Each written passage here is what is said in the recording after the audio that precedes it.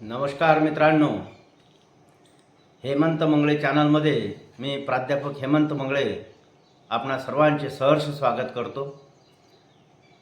मित्रांनो, आपणा सर्वांना माहिती आहे की इयत्ता 11वीची ऑनलाईन प्रवेश प्रक्रिया सन 2026-27 करता सुरू झालेली आहे आणि आतापर्यंत जवळपास 3 फेऱ्या आटोपलेल्या आहेत। आता यानंतर विशेष फेरी प्रवेशाची सुरू होणार आहे आणि त्या संदर्भात माहिती आपण या व्हिडिओमध्ये बघणार आहोत।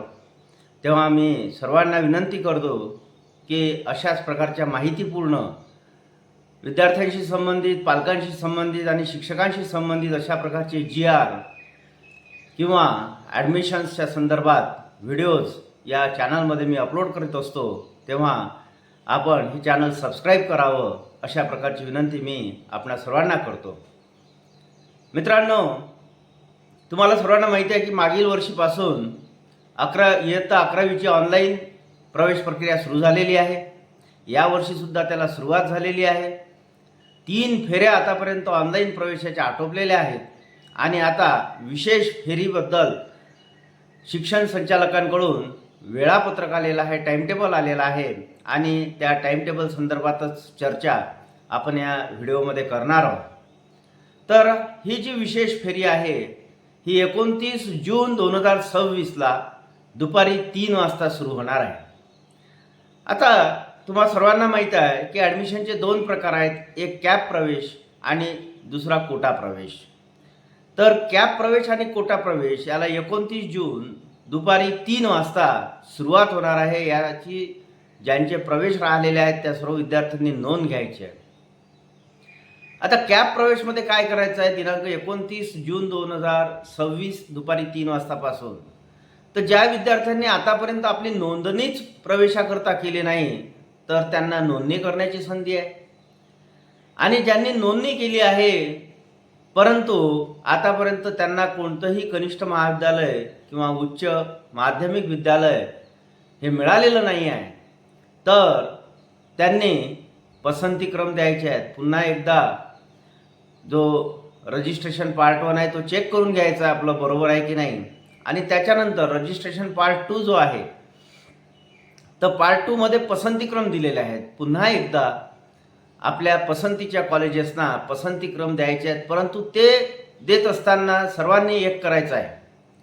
एक अत्यंत महत्त्वाची सूचना तुमच्याकरता मी देतो आहे की कॅप राऊंडमध्ये प्रवेश करत असताना आपल्या FIJC ॲडमिशन्स नावाचं जे पोर्टल आहे त्या पोर्टलला व्हॅकन्सी असतात आणि आपल्याला ज्या कॉलेजला पसंतीक्रम द्यायचे आहेत त्याच्यामध्ये व्हॅकन्सी चेक करायच्या। व्हॅकन्सी असतील तरच पसंतीक्रम द्यायचा, तिचे व्हॅकन्सी नाही तरी आपण पसंतीक्रम देतो आहे तर आपल्याला प्रवेश मिळणार नाही आणि आपली एक पसंत जी आपण निवडलेली आहे तर ती वाया जाईल, ती व्यर्थ ठरेल। आणि म्हणून सर्वप्रथम व्हॅकन्सी चेक करा की कोणत्या कॉलेजला अजून ॲडमिशन्स बाकी आहेत तर अशाच कॉलेजेसना आपल्याला प्रिफरन्सेस द्यायचे आहेत, पसंती द्यायची आहे, हे सर्वांनी लक्षात ठेवायचं। आणि पसंती देत असताना आपल्याला क्रमांक 1 ते क्रमांक 10 म्हणजे जे आपल्या जास्त पसंतीचं कॉलेज आहे, कनिष्ठ महाविद्यालय, उच्च माध्यमिक विद्यालय आहे, त्याला पहिला नंबर द्यायचा। त्यानंतर ते नाही मिळालं तर आपल्याला दुसरं चालेल तर त्याला दुसरा नंबर द्यायचा। असं 10 पर्यंत क्रमांक द्यायचे आहेत आणि अशा प्रकारे तुम्ही पसंतीक्रम दिले की त्यानंतर प्रोसेस होईल आणि प्रोसेसनंतर तुम्हाला कॉलेजेस मिळतील।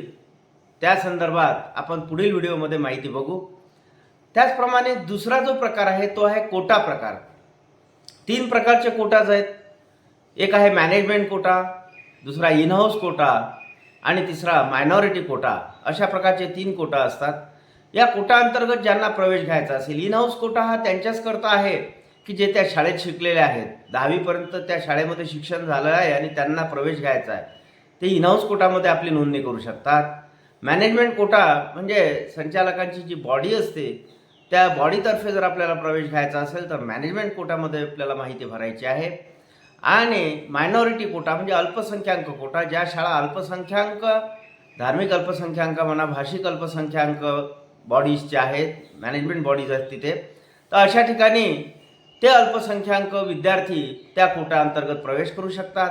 तर त्यांनी सुद्धा ते अगोदर व्हॅकन्सीज चेक करून घ्यायचे आणि व्हॅकन्सी असतील तरच कोट्याबद्दल माहिती भरायची, नाहीतर त्यांनी कॅप राऊंड थ्रू आपली माहिती भरायची. आणि अशा प्रकारे पार्ट 1 लॉक करायचा.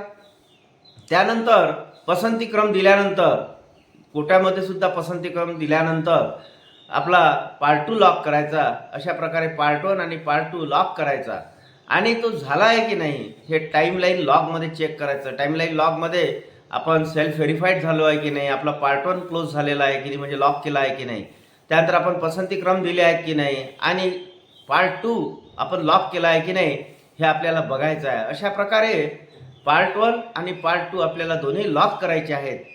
आणि ही जी प्रक्रिया आहे ही 1 जुलै संध्याकाळी 6 वाजेपर्यंत चालणार आहे. 1 जुलै संध्याकाळी 6 वाजेपर्यंत आपल्याला ही संधी आहे. म्हणजेच 29 जून 2026ला सुरू झालेली ही प्रक्रिया 1 जुलै 2026 संध्याकाळी 6 वाजेपर्यंत म्हणजेच 3 दिवस आपल्याला पुनश्च एकदा नोंदणी करता आणि पसंतीक्रम निवडण्याकरता या विशेष फेरी अंतर्गत देण्यात आलेली आहे. तर सर्वांनी याची नोंद घ्यायची. पुनश्च एकदा विनंती करतो की हेमंत मंगळे चॅनल आपण सर्वांनी सबस्क्राईब करावं. धन्यवाद.